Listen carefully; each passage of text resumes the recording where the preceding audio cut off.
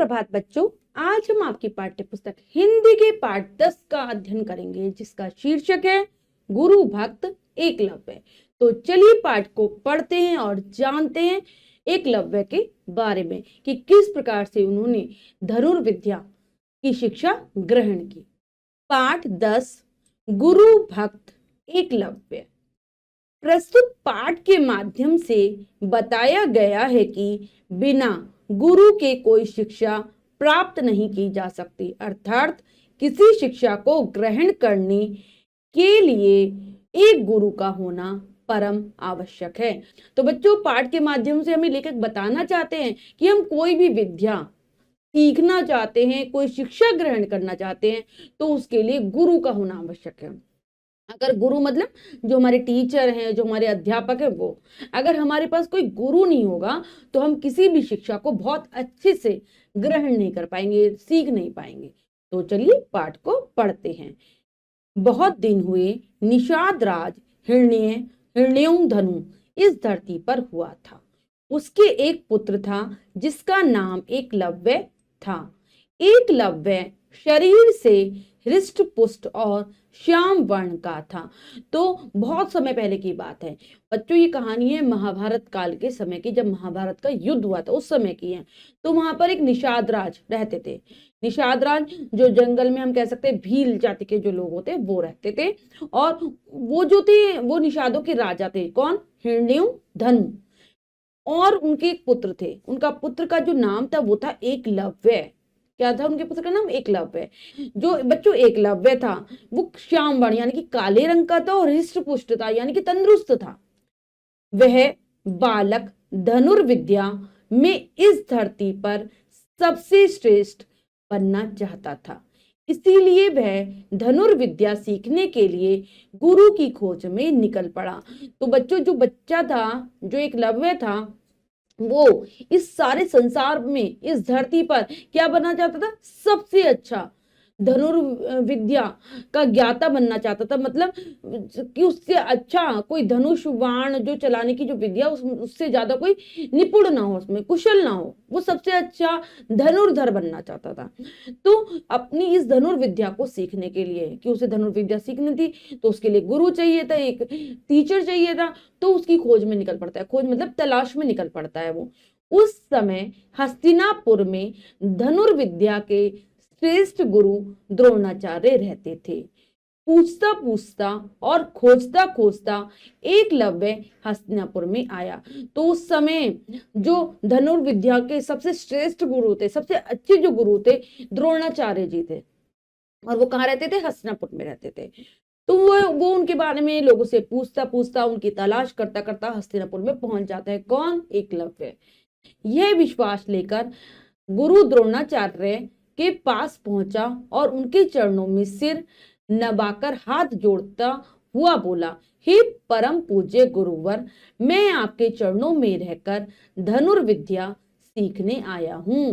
तो जब वो उनके पास पहुंचा तो उसने द्रोणाचार्य के चरणों में, पैरों में अपना सिर रख दिया, सिर झुका दिया, और कहा, उनसे हाथ जोड़कर, उनसे विनय पूर्वक विनती करते हुए कहा कि हे परम पूज्य गुरुवर, मैं आपके चरणों में रहकर, मतलब आपके पास ही रहकर धनुर्विद्या सीखना चाहता हूँ। आपसे मैं धनुर्विद्या सीखने के लिए आया हूँ।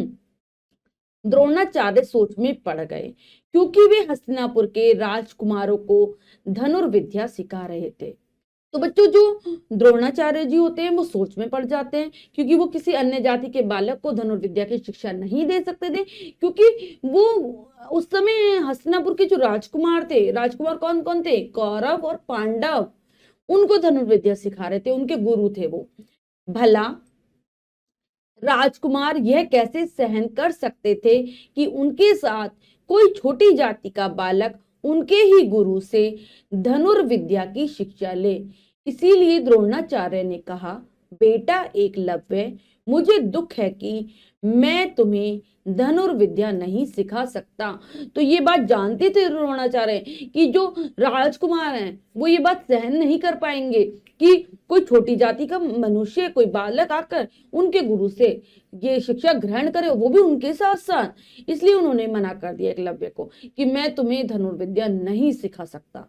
किंतु एकलव्य, तो द्रोणाचार्य को अपना गुरु मान चुका था। उसने गुरु को प्रणाम किया और बिना निराश हुए वन में चलाया।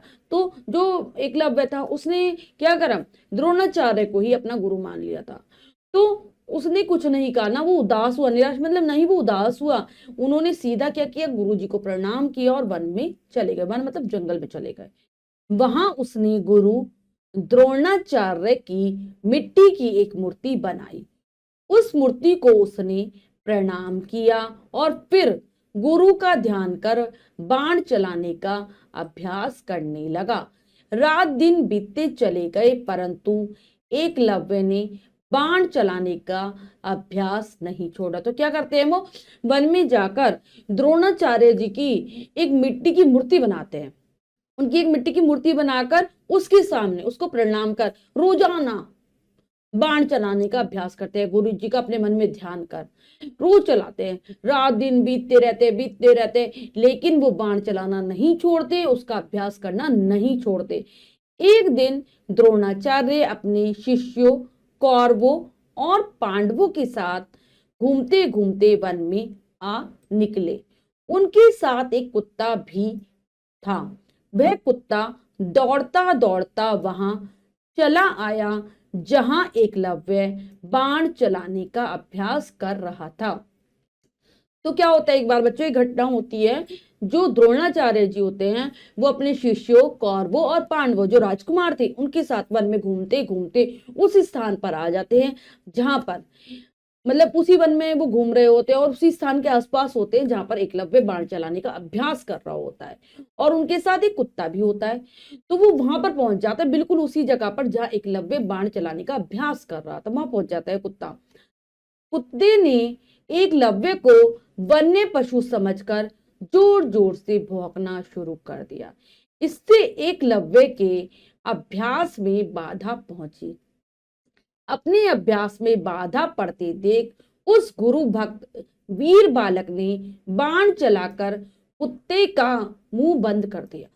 क्या होता है, जो कुत्ता होता है जो पांडवों के साथ था, मतलब जो द्रोणाचार्य के साथ जो कुत्ता था, वो देखता है जैसे ही वहां पर पहुंचता है जहां पर एकलव्य बाण चलाने का अभ्यास कर रहा है, तो वहां पर पहुंचता है, वो सोचता है कि कोई वन का जानवर है, उसे समझ में नहीं आते कौन है। वो जोर जोर से भौंकने लगता है उसे देखकर।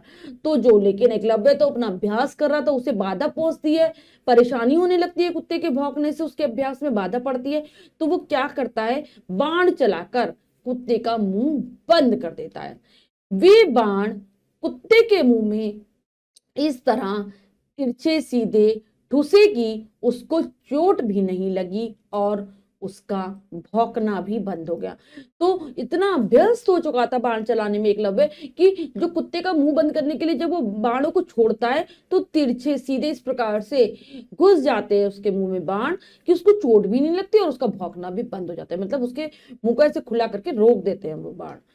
कुत्ता डरकर भागा और द्रोणाचार्य के पास पहुंचा जहां वे अपने शिष्यों के साथ घूम रहे थे। कुत्ते का मुंह इस प्रकार बाणों से भरा हुआ देखकर सभी को बड़ा आश्चर्य हुआ। तो कुत्ता भी डर गया, बहुत डर जाता है और द्रोणाचार्य और उनके शिष्यों के पास पहुंचता है। सब उसको देखकर आश्चर्य में पड़ जाते हैं कि उसके मुंह में पूरे बाण भरे हुए हैं।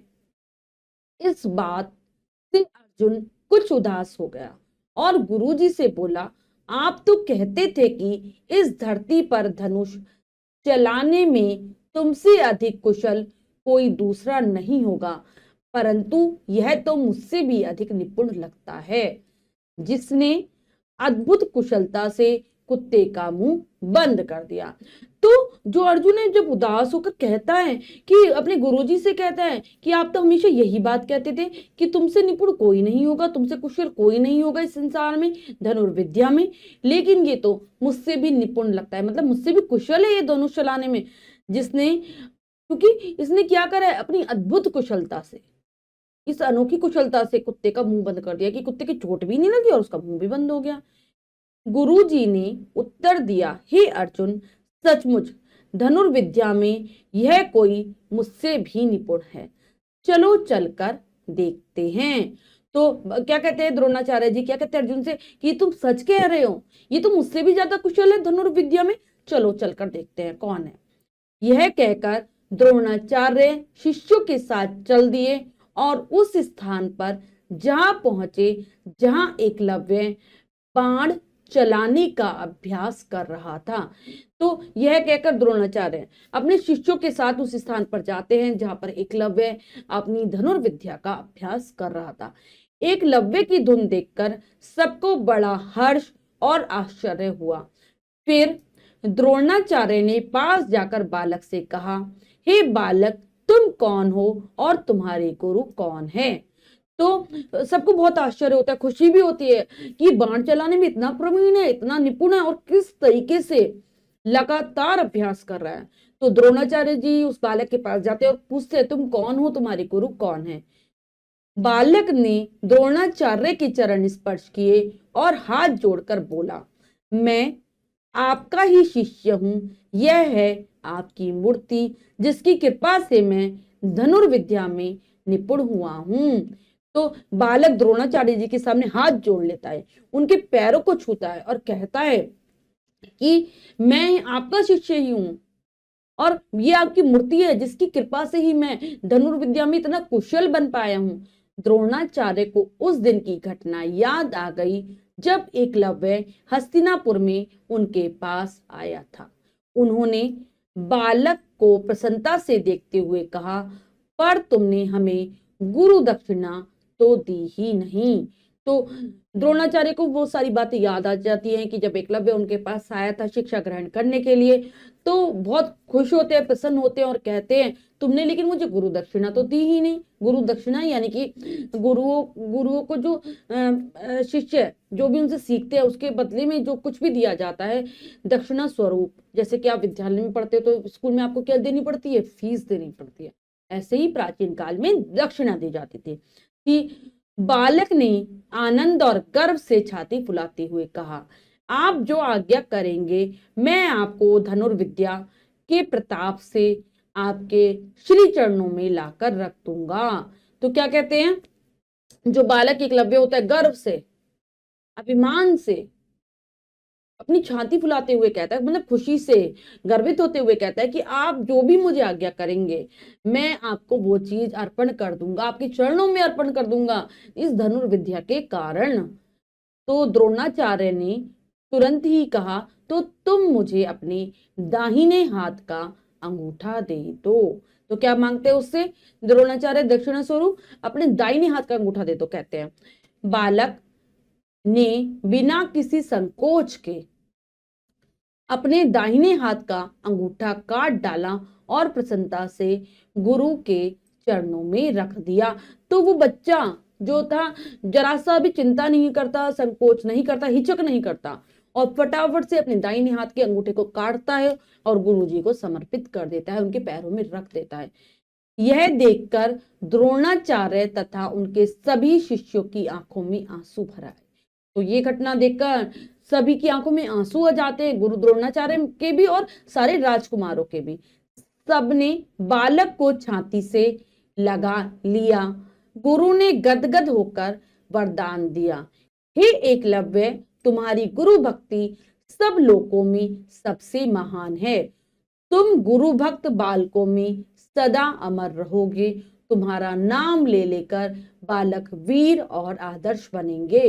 तो जब उनकी आंखों में आ जाते हैं और बहुत खुश हो जाते हैं द्रोणाचार्य और उसे वरदान देते हुए कहते हैं कि तुम्हारी जो गुरु भक्ति है, गुरु के प्रति जो श्रद्धा का भाव है वो सबसे महान है, सबसे बड़ा है और तुम हमेशा अमर रहोगे गुरु भक्त बालकों में। मतलब तुम्हारा नाम सबसे ऊपर आएगा और तुम्हारा लेख तुम और बच्चों के लिए एक आदर्श के रूप में कार्य करोगे, आदर्श बनोगे उनका, कि तुम्हारा नाम लेकर कहेंगे कि इतना बड़ा गुरु भक्त हुआ एकलव्य, ऐसे ही हम भी बने। बच्चों, अपनी गुरु भक्ति के लिए एकलव्य सदा याद किया जाता है। धन्य है ऐसा बालक।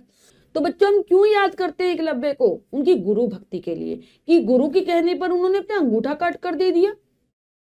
तो ऐसे बच्चे ही आगे चलकर अपना गुरु का, अपने समाज का नाम रोशन करते हैं। ऐसे बालक किसके लिए प्रेरणा के विषय? हम सभी के लिए प्रेरणा के विषय हैं। कि हमें भी ये पाठ हमें शिक्षा देता है कि हमें अपने बड़ों का सम्मान करना चाहिए, अपने अध्यापकों का सम्मान करना चाहिए, उनकी सभी बातों को मानना चाहिए। तो बच्चों हमने अच्छे से पाठ को समझकर पढ़ लिया है। अब हम पाठ के शब्दार्थ कर लेते हैं।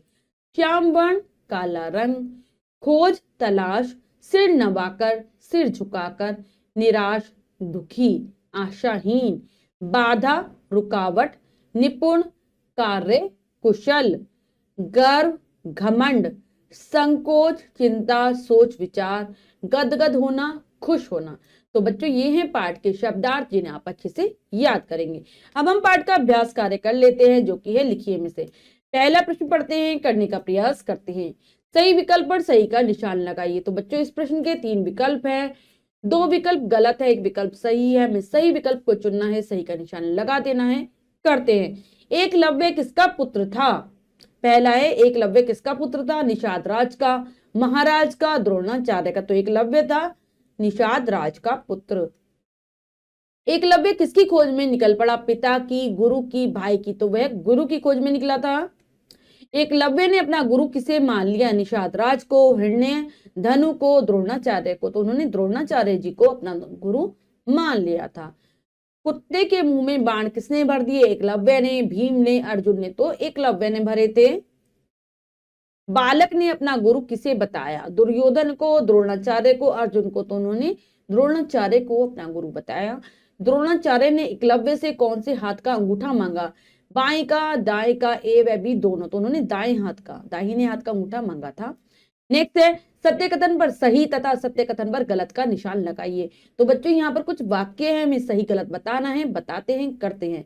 एकलव्य गुरु द्रोणाचार्य से धनुर्विद्या सीखना चाहता था, बिल्कुल सही। गुरु द्रोणाचार्य उसे धनुर्विद्या सिखाने के लिए तैयार हो गए, नहीं हुए थे क्योंकि वो राजकुमारों को शिक्षा देते थे। एकलव्य धनुर्विद्या में बहुत निपुण हो गया, बिल्कुल सही। एकलव्य ने अपना सिर काटकर गुरु को भेंट कर दिया, नहीं, उन्होंने अपना अंगूठा दिया था। एकलव्य की गुरु भक्ति देखकर द्रोणाचार्य गदगद हो गए, बिल्कुल सही। तो बच्चों ये कार्य हमने पूर्ण कर लिया है। इसके बाद जो भी कार्य दिया गया है वो आपको स्वयं करना है सुंदर अक्षरों में अपनी अभ्यास पुस्तिका में।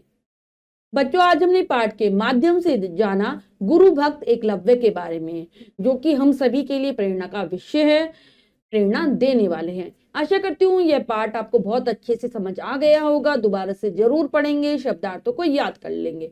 मिलते हैं अगली कक्षा में नए पाठ के साथ। तब तक के लिए स्वस्थ रहिए, प्रसन्न रहिए। धन्यवाद।